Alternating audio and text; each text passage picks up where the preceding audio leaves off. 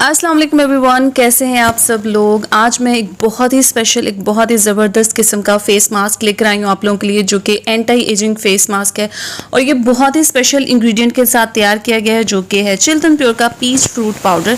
Peach fruit powder के बहुत सारे हेल्थ बेनिफिट्स हैं, जिसके ऊपर मैं ऑलरेडी एक वीडियो बना चुकी हूँ और मैंने आपसे कहा था कि मैं पीच फ्रूट पाउडर को लेकर एक स्पेशल किस्म का फेस मास्क आप लोगों के लिए तैयार करूँगी।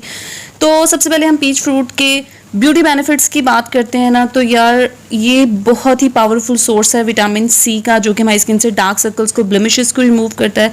इसके अंदर माइक्रो न्यूट्रिएंट्स हैं जो कि रिंकल्स को रिमूव करने में, फाइन लाइंस को रिमूव करने में हेल्प करते हैं।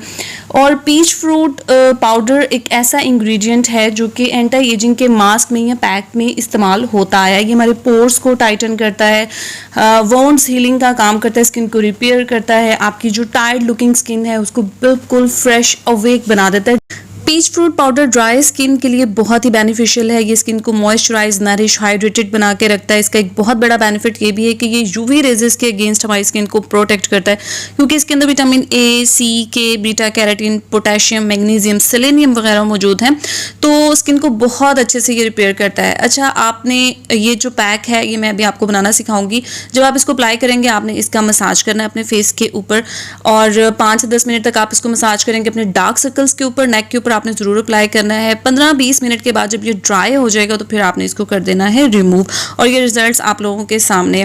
तो चलें पहले देख लेते हैं कि हमने इस पैक को किस तरह से बनाना है। बहुत ही आसान है।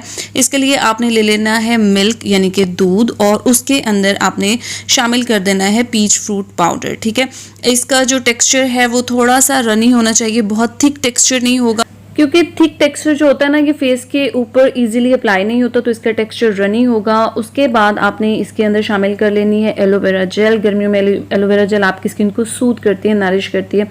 उसके बाद आपने इसको अच्छे से मिक्स कर लेना है और आपका फेस पैक रेडी हो जाएगा। यही थी मेरी आज की वीडियो पसंद आई तो लाइक शेयर करें। Thank you for watching. अल्लाह हाफ़िज़।